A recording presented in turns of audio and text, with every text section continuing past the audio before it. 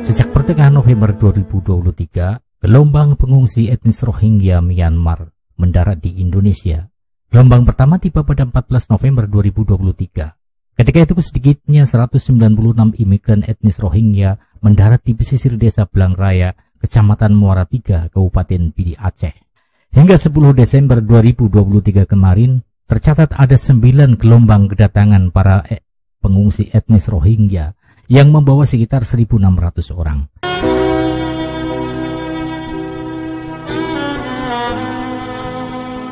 Mereka semua terdampar di Provinsi Aceh yang tersebar di kota Sabang, Pidi, Aceh Besar, dan Lok Sumawe.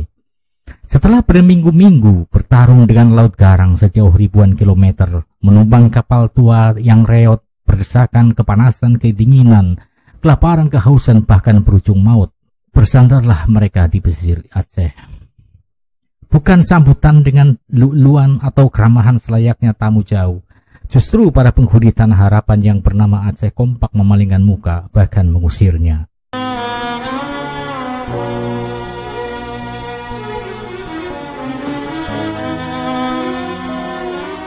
Mengapa penduduk Aceh menolak kedatangan mereka yang notabene adalah saudara seiman dan seagama? Dan siapa sebenarnya etnis Rohingya ini, sehingga sepertinya tidak ada tempat buat mereka di muka bumi ini?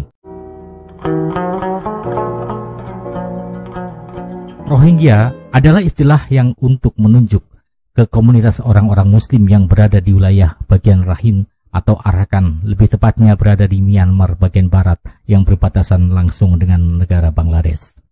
Rohingya berasal dari kata Rohai atau Roshange yang artinya penduduk Muslim Rohang atau Roshang, sebutan untuk daerah yang sekarang dinamakan dengan nama Arakan. Suku Rohingya berciri khas tulang pipi yang tidak begitu keras, mata yang tidak begitu sipit, dan hidung yang tidak terlalu pesek. Tubuh tinggi, kurus kering dengan kulit berwarna gelap. Masyarakat Islam di Myanmar tidak tinggal dalam satu kawasan komunitas. Mereka berpisah satu sama lain berdasarkan suku, bangsa, dan keturunan. Terdapat 4 kelompok besar Muslim Myanmar, yaitu kelompok Islam keturunan Burma, kelompok Islam keturunan India, Tamil, dan Bengal, kelompok Islam keturunan Rohingya atau Arakan, dan kelompok Islam keturunan Cina. Seperti dikutip dari buku Sejarah Sosial Muslim Minoritas di Kawasan Asia karya Asep Ahmad Hidayat. Dari sisi historis, keberadaan Rohingya tidak disukai oleh mayoritas penduduk Rakhine yang didominasi agama Buddha. Rohingya dipandang sebagai pemeluk Islam dari negara lain. Kebencian terhadap Rohingya dari mayoritas penduduk di Rakhine ini meluas di Myanmar. Menurut The Conversation, berdasarkan sejarah kedatangan etnis Rohingya ke Myanmar dimulai pada masa kolonial. Kala itu penjajah Inggris meminta dukungan dari buruh-buruh migran, salah satunya adalah Rohingya. Menurut catatan sejarah, Muslim telah mendiami Arakan sejak abad ke-16. Tidak ada catatan valid mengenai jumlah populasi Muslim di Arakan sampai Inggris menganeksasi Burma atau Myanmar pada tahun 1862. Pemerintah kolonial Inggris mendorong terjadinya migrasi penduduk ke wilayah Arakan untuk dipekerjakan sebagai buruh tani. Sebagian besar pekerja ini diimpor Inggris dari wilayah Bengal. Inggris baru melakukan sensus populasi penduduk di Arakan pada tahun 1869. Dari sensus tersebut, Rohingya diperkirakan berjumlah 5% dari jumlah populasi di sana. Selama masa kolonial, Inggris melakukan beberapa kali sensus penduduk, antara lain tahun 1872 dan tahun 1911 yang akhirnya mencatat peningkatan jumlah populasi muslim dari 58.255 jiwa ke 178.647 jiwa.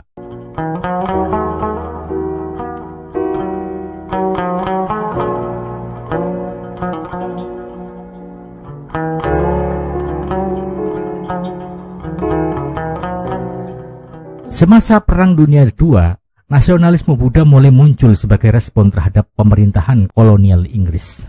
Pensinoniman identitas diri Burma dengan kebudayaan turut dikampanyekan oleh Jepang yang berusaha mengambil alih Burma dari Inggris pada Perang Dunia II. Semasa Perang Jepang-Inggris memperebutkan Burma, mayoritas orang Burma yang beragama Buddha berada di pihak Jepang dan melihat Jepang sebagai pembebas Asia. Sebaliknya, penduduk beretnis Rohingya direkrut Inggris sebagai prajurit perang melawan invasi Jepang. Perang ini diyakini menjadi tonggak awal kebencian umat Buddha Burma kepada Muslim Rohingya. Saat itu pemerintah kolonial Inggris menjanjikan Rohingya akan mendapatkan sebuah wilayah bernama Muslim National Area sebagai bentuk imbalan atas bantuan yang diberikan oleh Rohingya. Sayangnya, sampai Myanmar merdeka dari Inggris tahun 1948, Rohingya tidak pernah mendapatkan wilayah tersebut. Dengan situasi bahwa Rohingya sebenarnya memang bukan etnis asli Myanmar, maka pemerintah Myanmar pun tidak mengakui status kewarganegaraan dari Rohingya dan menyebut mereka sebagai orang asing.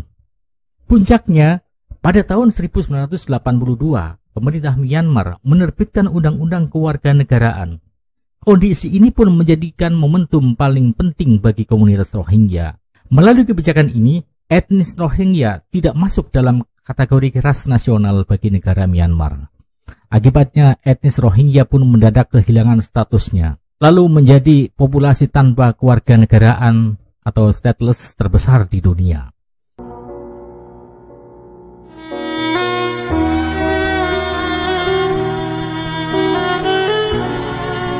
Sebagai populasi tanpa kewarganegaraan, keluarga Rohingya tidak memiliki hak-hak dasar dan perlindungan, serta sangat rentan terhadap eksploitasi, kekerasan seksual, dan kekerasan berbasis gender, serta pelecehan, tulis keterangan UNHCR. Setelah sekian dekade di bawah persekusi, konflik pertama meletus pada tahun 2012 antara Buddha Arakan dengan Muslim Rohingya. Pada masa itu terdapat 1,3 juta orang Rohingya yang menetap di Myanmar. Mereka mayoritas mendiami kota-kota kecil di utara Arakan, di mana mereka membentuk 80–98% dari populasi di sana. Setelah kerusuhan Arakan 2012, hubungan Muslim Rohingya dan Buddha di Arakan semakin terpolarisasi oleh konflik-konflik kecil dan perbedaan keyakinan. Puncak krisis Rohingya terjadi pada tahun 2017, ketika sekelompok milisi Rohingya menyerang sejumlah pos polisi di Arakan. Aksi ini menuai reaksi keras dari pemerintah Myanmar. Militer Myanmar menggelar penumpasan besar-besaran terhadap penduduk Rohingya yang terafiliasi dengan milisi tersebut. Menurut keterangan PBB, sedikitnya 1.000 orang tewas dalam 2 minggu pertama operasi militer itu. Sebagian besar yang tewas adalah warga sipil. Setelah kerusuhan Arakan 2017, kekerasan terhadap etnis Rohingya semakin meluas dan bertransformasi menjadi pembersihan etnis. Seluruh desa dibakar, ribuan keluarga dibunuh, dan pelanggaran hak asasi manusia membanjiri laporan-laporan lembaga kemanusiaan. Kemudian mereka pun pergi mencari perlindungan di Bangladesh. Peristiwa ini menjadi eksodus terbesar dalam sejarah panjang Rohingya.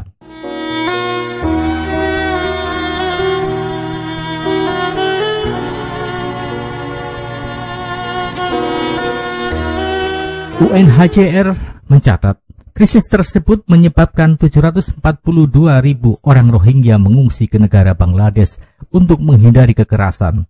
Sebagian kecil di antaranya mencari tempat tinggal baru di sepanjang perbatasan dengan Thailand. Sementara itu, lebih dari 100.000 orang Rohingya terus tinggal di Myanmar dalam kamp-kamp pengungsian. Mereka dilarang meninggalkan kamp-kamp tersebut oleh otoritas setempat. Saat ini lebih dari 960.000 pengungsi Rohingya tinggal di Bangladesh dan mayoritas menetap di sekitar kamp pengungsi Kutupalong dan Mayapara di wilayah Cox's Bazar, salah satu kamp pengungsi terbesar dan terpadat di dunia. Seorang pengungsi Rohingya di kamp pengungsian Cox's Bazar, Bangladesh mengatakan, lebih baik kalian membunuh kami daripada mendeportasi kami kembali ke Myanmar. Perkataan ini menyatakan bahwa begitu mengerikannya tentang apa yang terjadi di Myanmar, sehingga mereka lebih memilih mati daripada harus dipulangkan. Mengapa mereka memilih mengungsi ke Indonesia?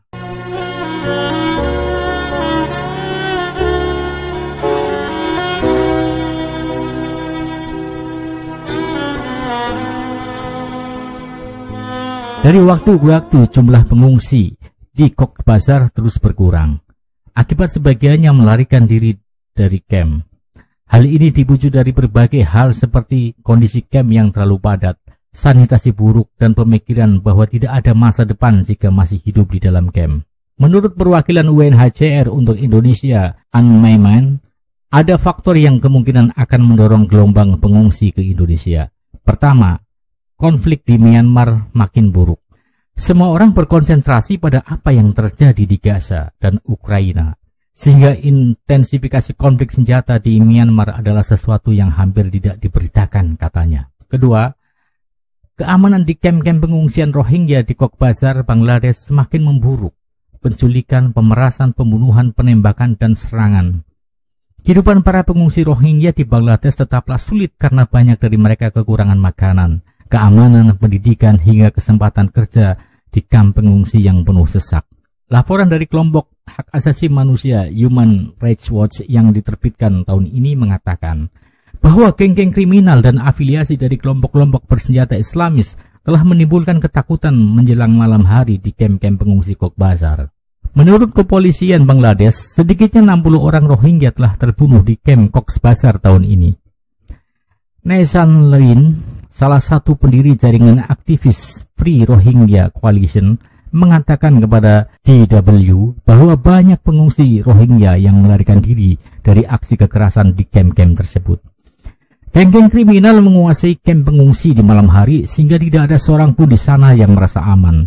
Hal ini menjadi tantangan yang signifikan bagi semua pengungsi, kata Lewin. Selain itu, Lewin juga mengatakan bahwa program pangan dunia WFP telah memotong jatah makanan para pengungsi pada awal tahun ini, di mana bagi sebagian besar pengungsi Rohingya pangan merupakan sumber terakhir untuk hidup. Di kamp pengungsi banyak orang bergantung pada jatah makanan dari program pangan dunia, di mana kini mereka tidak mungkin mendapatkan makanan yang cukup dengan $8 atau sekitar 124.000 untuk satu orang sebagai jatah 1 bulan penuh, tambah Lewin kepada DW. Pembatasan pergerakan kamp pengungsi juga tidak memungkinkan mereka untuk bekerja di luar agar bisa bertahan hidup, kata Lewin.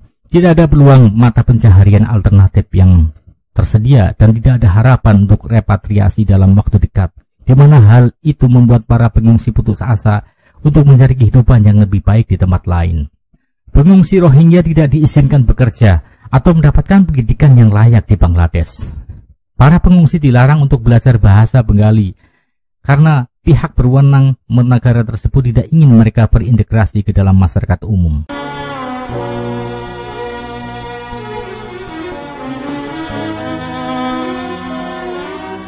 Tidak adanya mata pencaharian yang layak adalah penyebab utama para penyintas genosida ini melarikan diri dari kamp pengungsi dan melakukan perjalanan berbahaya ke negara-negara muslim seperti Malaysia dan Indonesia, kata Rezaur Rahman Lenin, seorang peneliti Rohingya yang berbasis di Cox's Bazar, kepada DW. Selain itu, kekerasan geng, kebrutalan aparat penegak hukum, tindakan kriminal seperti pemerasan, penculikan, serangan fisik, dan kurangnya kesejahteraan psikologis juga jadi penyebabnya, tambah Lenin. Kebanyakan pengungsi Rohingya di Bangladesh sudah melarikan diri dari Rakhine di Myanmar sejak tahun 2017. Sudah sekitar 5 tahun mereka berada di pengungsian di Cox's Bazar dengan tenda dari bambu dan terpal yang kerap dilanda banjir dan kebakaran. Tak ada sistem sanitasi yang memadai, tak ada cara mencari penghasilan, juga tak ada pendidikan. Sekitar 1,5 juta hingga 2 juta jiwa pengungsi memenuhi Cox's Bazar. Meski secara resmi jumlah pengungsi di Cox's Bazar tercatat pada angka 890.000 jiwa. Dengan angka resmi itu pun Cox's Bazar saat ini adalah klaster pengungsian terbesar di dunia.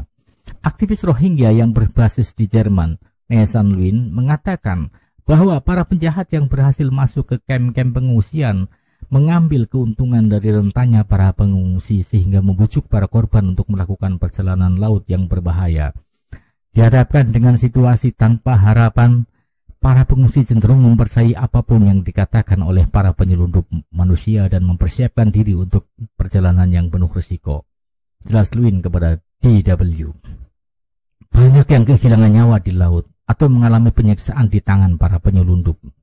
Hal tersebut yang kemudian memicu mereka untuk pergi meninggalkan Cox's Bazar dengan menyampingkan risiko apapun yang mungkin terjadi, dengan menumpang kapal kayu tua yang reot menyeberangi lautan hingga ribuan kilometer menuju Tanah Harapan.